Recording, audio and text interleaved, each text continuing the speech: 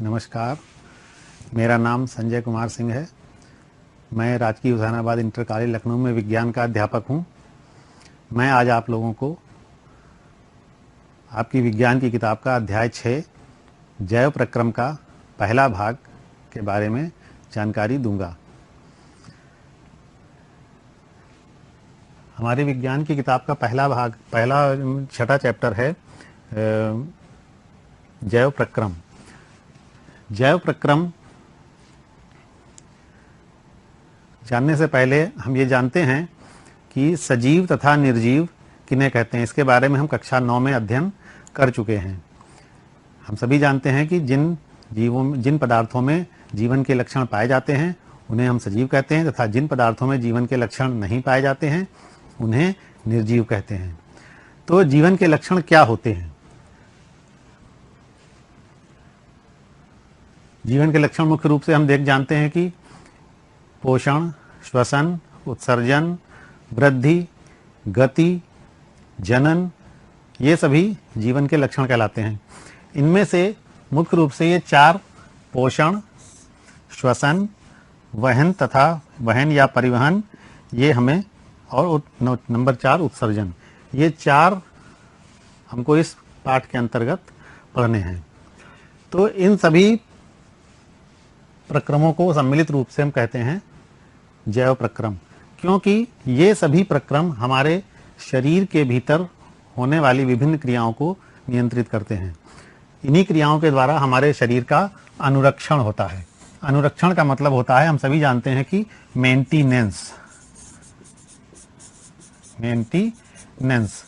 जैसे हम कोई भी गाड़ी खरीदते हैं या मकान बनाते हैं किसी भी चीज के, तो उसका रखरखाव भी हमें करना पड़ता है, उसकी देखभाल भी करनी पड़ती है। तो उसी प्रकार से हमें अपने शरीर का भी रखरखाव करना पड़ता है, शरीर की भी देखभाल करनी पड़ती है। तो शरीर की देखभाल करने के लिए हमारे शरीर में ये जैव प्रक्रम नामक एक प्रणाली विकसित की गई है। इस जैव प्रक्रम मुख्य रूप से 4 प्रकार के होते हैं, जैसा कि हमने बताया, पोषण, श्वसन, वहन और उत्सर्जन। सबसे पहले देखते हैं पोषण। हम सभी जानते हैं कि हमको विभिन्न कार्य करने के लिए किस चीज़ की आवश्यकता होती है?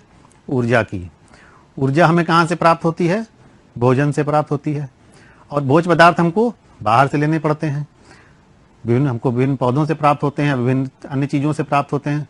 तो बाहर से हम भोज्य पदार्थों को लेकर के हम भोजन के रूप में उनको ग्रहण करते हैं और उनसे फिर ऊर्जा प्राप्त करते हैं। तो इस प्रकार से जीवों के शरीर में होने वाली जो भी उपापचयी क्रियाएं होती हैं उनके लिए हमको ऊर्जा की आवश्यकता होती है। और यह ऊर्जा हमको कहाँ से मिलती है? भोजन से प्राप्त होती है। और भोजन को हम शरीर के अंदर ग्रहण करने से लेकर के उससे कोशिकाओं तक पहुंचाने की क्रियाओं को हम सम्मिलित रूप से पोषण की क्रियाएं कहते हैं। यानी भोजन को हम शरीर में ग्रहण करते हैं, मुख के अंदर रखते हैं, उसके बाद भोजन शरीर के अंदर जाता है, उसके साथ कई प्रकार की क्रियाएं होती हैं और उसके बाद अंततः भोजन कोशिकाओं तक पहुंच जाता है। अगर भोजन कोशिकाओं तक ना पहुंचे तो हमारा पोषण पूर्ण नहीं होता है। तो भोजन को शरीर के अंदर ग्रहण करने से लेकर कोशिकाओं तक पहुंचने की क्रिया को हम सम्मिलित रूप से पोषण कहते हैं। ये कोई एक क्रिया ना होकर के ये कई क्रियाओं का मिश्रण होती है। अब हम देखते हैं कि पोषण कितने प्रकार के होते हैं। एक होता है स्वपोषी पोषण। स्व मीन्स, स्व का मतलब होता है स्वयं, और पोषी मतलब पोषण करना। पोषी का अर्थ पोषण करना। अर्थात ये ऐसे जीव होते हैं जो अपना पोषण स्वयं कर सकते हैं। तो इस प्रकार के पोषण को हम कहते हैं स्वपोषी पोषण। ऐसे जीव जो अकार्बनिक यौगिकों, जल तथा प्रकाश के माध्यम से अपना भोजन स्वयं बना सकते हैं उन्हें हम स्वपोषी जीव कहते हैं। और इस प्रकार के पोषण को हम स्वपोषी पोषण कहते हैं। जितने भी हरे पौधे हैं इनके पास, हम सभी जानते हैं कि हरे पौधे प्रकाश संश्लेषण की क्रिया के द्वारा अपना भोजन स्वयं बना लेते हैं। तो हरे पौधे ही स्वपोषी कहलाते हैं। तो स्वपोषी पोषण भी 2 प्रकार का होता है। एक होता है प्रकाश संश्लेषण के द्वारा होने वाला पोषण और दूसरा होता है रसायन संश्लेषी पोषण। जो हरे पौधे प्रकाश की उपस्थिति में अपना भोजन स्वयं बना लेते हैं तो इस क्रिया को हम प्रकाश संश्लेषण कहते हैं। उसी प्रकार से कुछ विशेष प्रकार के जीवाणु ऐसे होते हैं जो विभिन्न रासायनिक पदार्थों को से अपना पोषण प्राप्त कर लेते हैं। तो इस प्रकार के पोषण को हम रसायन संश्लेषी पोषण कहते हैं। तो इस प्रकार से स्वपोषी पोषण दो प्रकार का होता है, प्रकाश संश्लेषी पोषण तथा रसायन संश्लेषी पोषण। दूसरा है परपोषी या विषमपोषी पोषण। कुछ जीव ऐसे भी होते हैं जो अपना भोजन स्वयं नहीं बना सकते हैं, तो ऐसे जीव अपने भोजन के लिए दूसरों पर निर्भर रहते हैं। तो इस प्रकार के पोषण को हम कहते हैं विषमपोषी पोषण। अर्थात ऐसे जीव जो अपना भोजन स्वयं नहीं बना सकते हैं तथा भोजन के लिए दूसरे जीवों पर निर्भर रहते हैं, ऐसे जीवों को हम कहते हैं परपोषी जीव। तथा इस प्रकार के पोषण को हम परपोषी पोषण या विषमपोषी पोषण कहते हैं। पर मतलब दूसरे जीवों से अपना भोजन प्राप्त करने वाले। ये सभी प्रकार के जंतु, जितने भी जंतु हैं पृथ्वी पर, सभी परपोषी के अंतर्गत आते हैं। कुछ पौधे जैसे फफूंद, फंजाई जिनको हम कहते हैं, एवं कुछ जीवाणु यानी बैक्टीरिया, ये सभी परपोषी होते हैं, यानी ये दूसरों से अपना भोजन प्राप्त करते हैं। अब हम देखते हैं पौधों में पोषण कैसे होता है। पौधों में हम सभी जानते हैं कि पोषण प्रकाश संश्लेषण की क्रिया द्वारा होता है। जैसा कि अभी हमने आपको पहले बताया कि प्रकाश संश्लेषण की क्रिया क्या होती है, पहले भी पढ़ चुके हैं छोटी क्लासेस में इसके बारे में। हरे पौधे सूर्य के प्रकाश तथा क्लोरोफिल की उपस्थिति में CO2 तथा H2O की क्रिया द्वारा अपना भोजन का निर्माण करते हैं, तो इस क्रिया को प्रकाश संश्लेषण कहते हैं। यानी हरे पौधे वातावरण से कार्बन डाइऑक्साइड लेते हैं, भूमि से जल लेते हैं, सूर्य का प्रकाश उनको मिलता है तथा पत्तियों में उनके पास एक हरे रंग का वर्णक पाया जाता है जिसको कि हम क्लोरोफिल कहते हैं।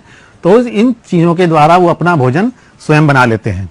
इस क्रिया का समीकरण ये होता है 6CO2 + 12H2O। सूर्य का प्रकाश और क्लोरोफिल की उपस्थिति आवश्यक होती है और इसमें बन जाता है पदार्थ। इस पदार्थ को कहते हैं ग्लूकोज। ये पदार्थ कहलाता है ग्लूकोज और ये ऑक्सीजन। इस क्रिया में ऑक्सीजन गैस उत्पन्न होती है। प्रकाश संश्लेषण की क्रिया में ऑक्सीजन गैस उत्पाद के रूप में उत्पन्न होती है। इसीलिए कहा जाता है कि हरे पौधे जो होते हैं वो हमारे वातावरण को शुद्ध करते हैं, क्योंकि ये वातावरण से कार्बन डाइऑक्साइड को ग्रहण कर लेते हैं और कार्बन डाइऑक्साइड को ग्रहण करके प्रकाश संश्लेषण की क्रिया द्वारा अपना भोजन बनाते हैं और बदले में हमें कौन सी गैस देते हैं, ऑक्सीजन गैस देते हैं, जो हमारे लिए प्राणवायु का काम करती है, या जिस ऑक्सीजन गैस के द्वारा ही सभी अन्य जीव जीवित रहते हैं। इसके लिए इनकी पत्तियों में ये हरित लवक पाए जाते हैं और इन हरित लवकों में ही क्लोरोफिल नामक पदार्थ पाया जाता है। प्रकाश संश्लेषण की यह क्रिया पत्तियों में स्थित हरित लवकों के भीतर ही होती है। इस प्रकाश संश्लेषण की क्रिया में मुख्य रूप से ये 3 घटनाएं होती हैं। पहला कि क्लोरोफिल जो होता है वो सूर्य के प्रकाश की ऊर्जा को अवशोषित करता है। क्लोरोफिल प्रकाश ऊर्जा को अवशोषित करके उत्तेजित हो जाता है तथा प्रकाश ऊर्जा को रासायनिक ऊर्जा में बदल देता है। इस क्रिया के पश्चात जल के अणुओं का हाइड्रोजन तथा ऑक्सीजन में अपघटन होता है। यानी जब जल का अणु टूटता है, जल मतलब H2O, इसका टूटता है तो ये बन जाता है, टूटने पर बन जाता है ये हाइड्रोजन तथा ऑक्सीजन में टूट जाता है ये। तो प्रकाश ऊर्जा को रासायनिक ऊर्जा में रूपांतरित करता है क्लोरोफिल और जल के अणुओं को हाइड्रोजन तथा ऑक्सीजन में तोड़ देता है। इसके पश्चात ऑक्सीजन तो यहां से बाहर निकल जाती है वातावरण में और ये हाइड्रोजन जो होती है, ये हाइड्रोजन CO2 के साथ क्रिया करके कार्बोहाइड्रेट यानी ग्लूकोज, वही C6H12O6 यानी ग्लूकोज का निर्माण यहां पर होता है। इस क्रिया को, क्योंकि इसमें हाइड्रोजन जुड़ती है इसके साथ में, तो इसलिए इस क्रिया को अपचयन की क्रिया कहते हैं। तो मुख्य रूप से इस प्रकाश संश्लेषण की क्रिया में 3 प्रकार की घटनाएं होती हैं। अब प्रकाश संश्लेषण के लिए हमें क्या क्या पदार्थों की आवश्यकता होती है, जैसा कि हमने देखा सूर्य का प्रकाश, क्लोरोफिल, कार्बन डाइऑक्साइड तथा जल। सूर्य का प्रकाश सूर्य से मिल जाता है, क्लोरोफिल पत्तियों के पास स्वयं होता है, जल पौधे को जड़ों के द्वारा प्राप्त होता है, कार्बन डाइऑक्साइड पौधे वातावरण से लेते हैं। तो वातावरण से ये कार्बन डाइऑक्साइड पौधों को पत्तियों में स्थित छोटे छोटे छिद्रों के द्वारा प्राप्त होती है। इन छिद्रों को हम रंध्र कहते हैं। ये पत्ती की सतह पर पाए जाने वाले सूक्ष्म छिद्र होते हैं। ये गैसों का आदान प्रदान करते हैं, अर्थात कार्बन डाइऑक्साइड ग्रहण की जाती है और ऑक्सीजन बाहर छोड़ी जाती है। रंध्र की कोशिकाओं को द्वार कोशिकाएं कहते हैं। ये रंध्र का चित्र दिखाई दे रहा है इसमें बीच का ये हिस्सा जो दिख रहा है, ये छिद्र होता है यहाँ पर, इसी से गैसों का आदान प्रदान होता है। इस छिद्र को खोलने या बंद करने के लिए यहाँ पर विशेष प्रकार की कोशिकाएं होती हैं। इन कोशिकाओं को हम कहते हैं द्वार कोशिकाएं।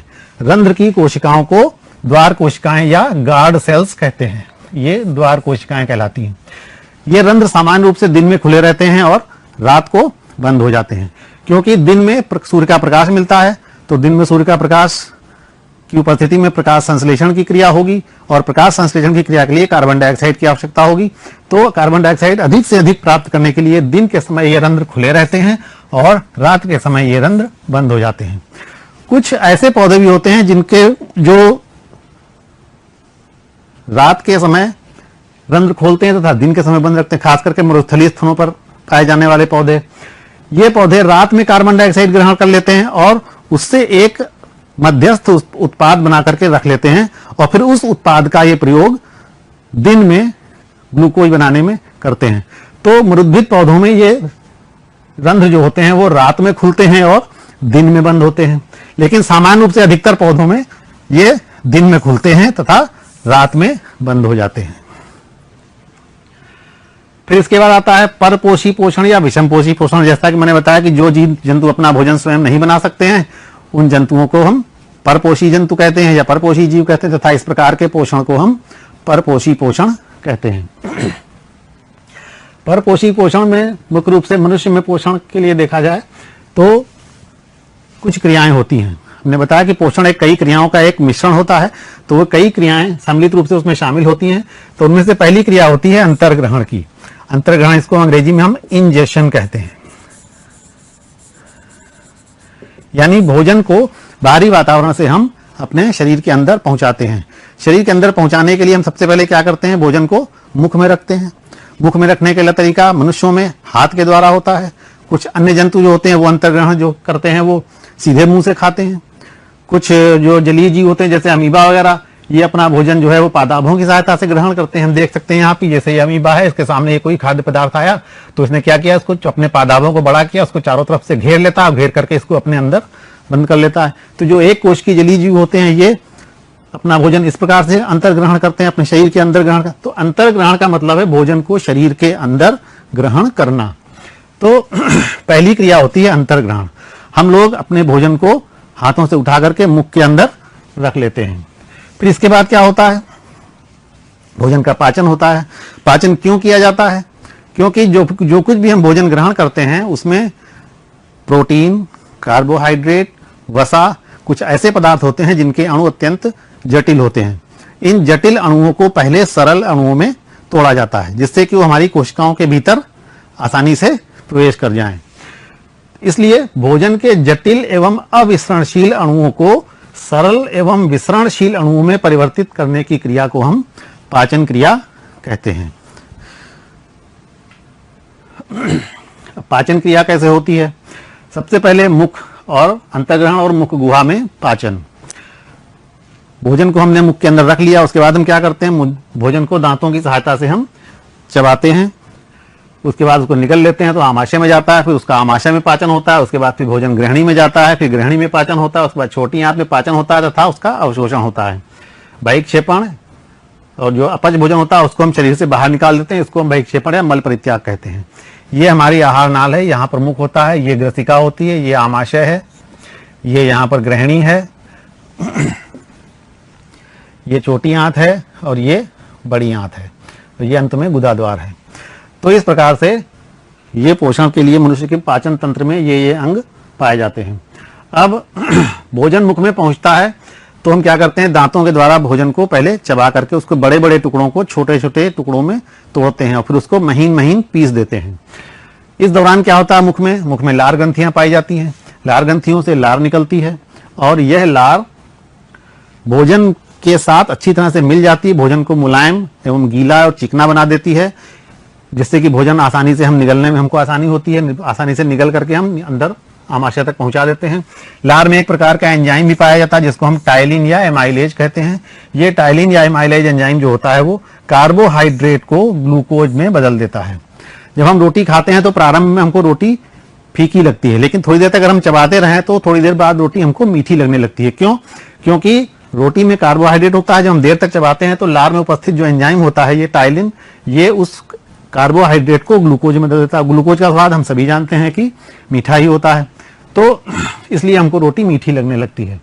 फिर जब भोजन अच्छी तरह से हम चबा लेते हैं तो उसके पश्चात हम भोजन को निगल लेते हैं। तो ग्रसिका से होता हुआ भोजन जो होता है वो, ये ग्रसिका यहाँ पर ये लंबी नली होती है, इसको हम ग्रसिका या इसोफेगस कहते हैं। तो ये इस नली से होता हुआ फिसलता हुआ ये आमाशय में भोजन पहुंच जाता है। अब आमाशय में भोजन का पाचन कैसे होता है? जैसे ही भोजन आमाशय के भीतर पहुंचता है, आमाशय की दीवारें तेजी से फैलनी सिकुड़नी शुरू हो जाती हैं। इस गति को हम कहते हैं क्रमाकुंचन गति। साथ ही साथ आमाशय की दीवारों पर कुछ ग्रंथियां पाई जाती हैं।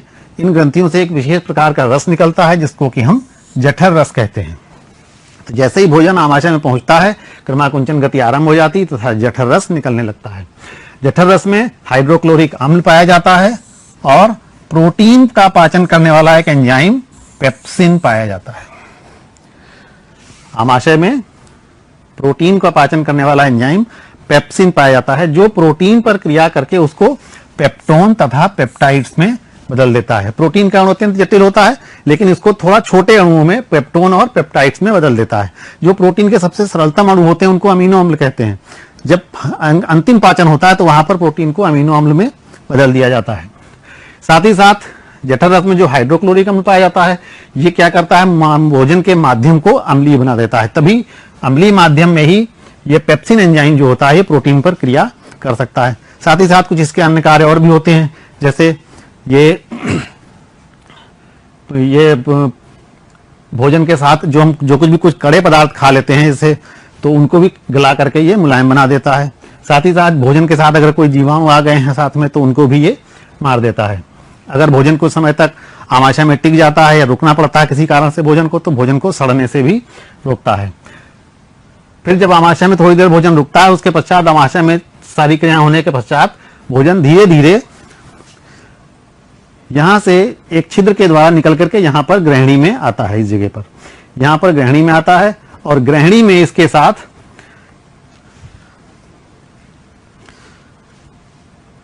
पित्तरस तथा अग्न्याशयी रस भोजन का पाचन करते हैं। यहां पर देखते हैं कि ये यकृत बना हुआ है और यहां पर इसके नीचे यहां पर एक अग्न्याशय नामक ये दो ग्रंथियां पाई जाती हैं जो ग्रहणी के दोनों ओर होती हैं। तो यहां पर इसमें एक छोटी सी थैली जैसी रचना होती है जिसको कि हम पित्ताशय कहते हैं। यहां पर यकृत द्वारा बनाया हुआ पित्तरस भरा रहता है जो भोजन के साथ एक नलिका के द्वारा आकर के यहां मिलता है। साथ ही साथ ये अग्न्याशय में भी एक विशेष प्रकार का रस बनता है जिसको अग्न्याशयी रस कहते हैं और ये अग्न्याशयी रस भी भोजन के साथ यहां पर मिल जाता है। तो पित्तरस का क्या कार्य होता है? पित्तरस भोजन के माध्यम को क्षारीय बनाता है। भोजन जो आमाशय से आता है उसमें चूंकि क्या होता है, अम्ल होता है, तो यानी उसका माध्यम अम्लीय होता है और अग्न्याशयी रस के एंजाइम जो होते हैं वो अम्लीय माध्यम में क्रिया नहीं कर सकते हैं। तो भोजन के माध्यम को पहले क्षारीय बनाना आवश्यक होता है। तो ये जो पित्तरस होता है, पित्तरस भोजन के माध्यम को क्षारीय बनाता है तथा वसा का इमल्सीकरण करता है, यानी वसा की जो बड़ी बड़ी बूंदें होती हैं उनको छोटी छोटी बूंदों में तोड़ देता है। वसा की बड़ी बड़ी बूंदों को छोटी छोटी बूंदों में तोड़ देता है जिससे कि वसा का पाचन आसानी से हो सके। इसके साथ अग्न्याशयी रस भी निकलता है इसी स्थान पर और अग्न्याशयी रस में 3 एंजाइम पाए जाते हैं, ट्रिप्सिन, एमाइलेज और लाइपेज। ट्रिप्सिन जो होता है वो आमाशय से जो भोजन प्रोटीन पाचन होकर के आया उसमें पेप्टोन और पेप्टाइड्स होते हैं, तो उन पेप्टोन और पेप्टाइड्स को वो अमीनो में बदल देता है। ये प्रोटीन के सरलतम अणु होते हैं। एमाइलेज कार्बोहाइड्रेट पर क्रिया करता है तथा उसको ग्लूकोज में बदल देता है। ये कार्बोहाइड्रेट का सरलतम अणु होता है। लाइपेज नामक एंजाइम जो होता है ये वसा पर क्रिया करके उसको वसीय अम्ल और ग्लिसरॉल में बदल देता है। तो अग्न्याशयी रस में 3 प्रकार के एंजाइम पाए जाते हैं, ट्रिप्सिन, एमाइलेज और लाइपेज। ट्रिप्सिन प्रोटीन या पेप्टोन पर क्रिया करके उसको अमीनो अम्ल बनाता है, एमाइलेज कार्बोहाइड्रेट को ग्लूकोज में और लाइपेज वसा को वसीय अम्ल और ग्लिसरॉल में। ये सभी अत्यंत सरलतम अणु होते हैं और ये आसानी से हमारी कोशिकाओं के भीतर प्रवेश कर सकते हैं। इसके पश्चात भोजन आगे बढ़ता है और छोटी आंत में पहुंचता है।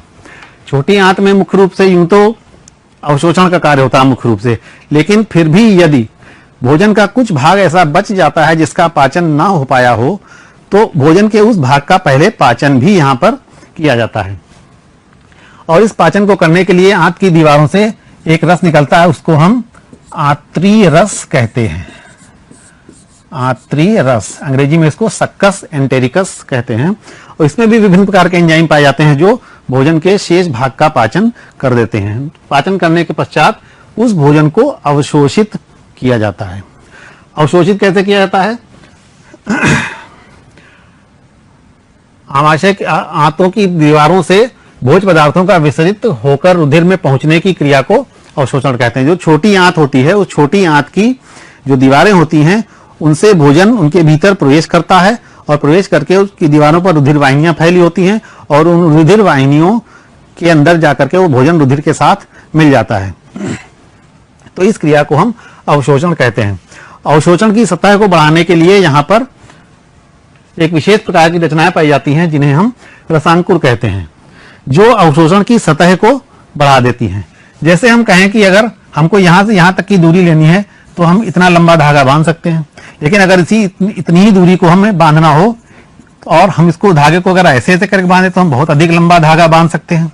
तो इसी प्रकार से जो आंत की दीवारें होती हैं, उनकी भीतरी दीवारों पर उंगली की जैसी रचनाएं तमाम सी पाई जाती हैं। कई प्रकार की निकली हुई रचनाएं निकली रहती हैं। इन रचनाओं को हम कहते हैं रसांकुर या विलाई। ये भोजन की अवशोषण सतह का क्षेत्रफल बढ़ा देते हैं। आइए अब हम इसके अगले चरण में जाते हैं। यह है भोजन का स्वांगीकरण। स्वांगीकरण शब्द अपने आप में ही स्पष्ट होता है। स्व, स्व मतलब स्वयं, अंगीकरण, अंगीकरण माने स्वीकार करना, स्वीकार करना यानी स्वयं में स्वीकार करना। जब भोजन रुधिर के द्वारा कोशिकाओं के पास पहुंचता है तो कोशिकाएं उस भोजन को, उसमें से जो भी अपने लिए उनके लिए आवश्यक पदार्थ होते हैं, उन पदार्थों को अपने अंदर ग्रहण कर लेती हैं, अपने अंदर ग्रहण कर लेती हैं, यानी अपने स्वयं में उसको अंगीकार कर लेती हैं, स्वीकार कर लेती हैं। इसलिए इस क्रिया को हम स्वांगीकरण या इंग्लिश में इस क्रिया को हम कहते हैं एसिमिलेशन। स्वांगीकरण या एसिमिलेशन कहते हैं। तो जब तक हमने जितना भी भोजन का पाचन किया है, अंतर्ग्रहण किया है और अवशोषण किया है, सब कुछ किया है, लेकिन अगर अंत में अगर उसका स्वांगीकरण नहीं होता है तो फिर सारी क्रियाएं सब व्यर्थ हो जाती हैं। तो इसलिए भोजन का स्वांगीकरण ये एक अत्यंत महत्वपूर्ण क्रिया है जो होनी चाहिए। अगर ये नहीं होती तो हमारा पोषण कंप्लीट नहीं होता है। उधर छोटी आंत में जो भोजन बच जाता है, उस भोजन का अब पाचन नहीं हो सकता, क्योंकि अधिकतम पाचन हो गया, गुहा में पाचन कर लिया गया, आमाशय में पाचन कर लिया गया, ग्रहणी में पाचन कर लिया गया, फिर भी अगर कुछ बचा हुआ तो उसको छोटी आंत में, उसका क्षुद्रांत में उसका पाचन कर लिया गया। अब उसके बाद जो भी पदार्थ बचता है उसका पाचन संभव नहीं है। इसका मतलब ये माना जाता है कि वो पाचन संभव नहीं है, पाचन हो नहीं सकता। तो इसलिए अब ये भोजन बड़ी आंत में भेज दिया जाता है। बड़ी आंत जैसा कि हम जानते हैं, अभी उस चित्र में देखते हैं। बड़ी आंत, यहाँ पर ये एक चौकोर रचना होती है, जो इसके ये तीन, एक असेंडिंग कॉलम, ये ट्रांसवर्स कॉलम और ये डिसेंडिंग एंड होता है, और इसके अंत में ये यहाँ पर एक छिद्र होता है जिसको हम गुदाद्वार कहते हैं। ये अंतिम भाग जो होता है इसका मलाशय कहलाता है, यहीं पर मल आकर के इकट्ठा होता है। तो जब भोजन यहाँ से छोटी आंत से यहाँ पर होकर के बड़ी आंत में प्रवेश करता है तो वहीं पर एक छोटी सी रचना और पाई जाती है जिसको हम क्रमिरूप परिशेषिका या अपेंडिक्स कहते हैं। कभी कभी भोजन इसमें भी प्रवेश कर जाता है और ये फूल जाती है तो हमें अपेंडिसाइटिस नामक एक रोग भी हो जाता है, जिसमें हमको बहुत दर्द होता है, फिर डॉक्टर इसको ऑपरेट करके काट के निकाल देते हैं। शाकाहारी जो शुद्ध शाकाहारी जंतु होते हैं, कुछ शाकाहारी जंतुओं में ये बहुत लंबी होती है और यहाँ पर सेल्यूलोज का पाचन किया जाता है। तो भोजन जब इस बड़ी आंत में आता है तो यहाँ बड़ी आंत से जब गुजरता है तो इस दौरान इसमें से अधिक मात्रा में जल का अवशोषण कर लिया जाता है। अधिक से अधिक मात्रा में जल का अवशोषण कर लिया जाता है, जिससे कि भोजन जो होता है वो अर्ध ठोस अवस्था में आ जाता है।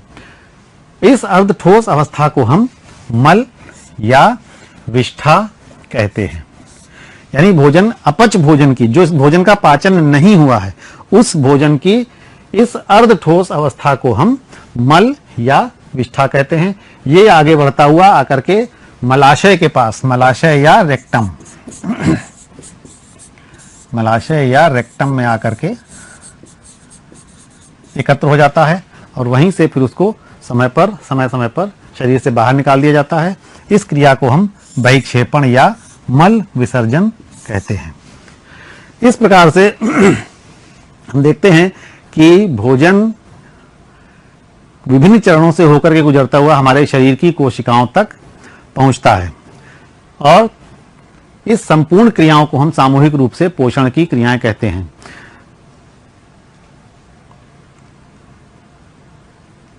अगर इन सभी में सबसे इंपॉर्टेंट क्रिया कौन सी होगी? इन सब में सबसे इंपॉर्टेंट क्रिया कहलाती है स्वांगीकरण की। यूं तो हर क्रिया इंपॉर्टेंट है कि हर जो पाचन नहीं होगा तो आगे का काम नहीं होगा, अंतर्ग्रहण नहीं होगा तो पाचन किसका होगा, पाचन नहीं होगा तो अवशोषण किसका होगा, अवशोषण नहीं होगा तो स्वांगीकरण किसका होगा। तो सभी क्रियाएं अत्यंत इंपॉर्टेंट है, लेकिन सभी क्रियाओं को करने के बाद अगर अंत में स्वांगीकरण नहीं हुआ तो सारा पोषण व्यर्थ हो जाता है। स्वांगीकरण भी एक अत्यंत आवश्यक क्रिया है। यहां पर बहिक्षेपण को बहुत लोग उत्सर्जन समझ लेते हैं, जबकि उत्सर्जन और बहिक्षेपण में बहुत फर्क होता है। उत्सर्जन नाइट्रोजन युक्त हानिकारक पदार्थों को शरीर से बाहर निकालने की क्रिया को कहा जाता है, जबकि यहां पर बहिक्षेपण जो होता है वो मल को बाहर निकालने की क्रिया। मल क्या होता है? हमारा अपच भोजन होता है, यानी वो भोजन होता है जो हमारे शरीर में बनता नहीं है। हमारे शरीर में हमने तो बाहर से ग्रहण किया था, लेकिन उसका पाचन हमारा शरीर नहीं कर पाया। तो जिस भाग का पाचन नहीं कर पाया उसी को तो हम अपच कहेंगे। तो इस अपच भोजन को शरीर से बाहर निकालने की क्रिया को हम बहिक्षेपण या मल विसर्जन कहते हैं। तो इस प्रकार से हमने आज इस अध्याय के अंतर्गत विभिन्न प्रकार की पोषण प्रक्रियाओं के बारे में अध्ययन किया कि पौधों में पोषण कैसे होता है और जंतुओं में पोषण कैसे होता है, जंतुओं में पाचन कैसे होता है, पौधे अपना भोजन किस प्रकार बनाते हैं। अब आप अपनी पुस्तक से इन सभी चीजों का भली भांति अध्ययन करेंगे और उन पे जो भी उनके अंत में प्रश्न पूछे गए हैं उन प्रश्नों को हल करने का प्रयास करेंगे। शेष अब इसका दूसरा भाग श्वसन हम उसको अगले पीरियड में उसको हम पढ़ाएंगे। धन्यवाद।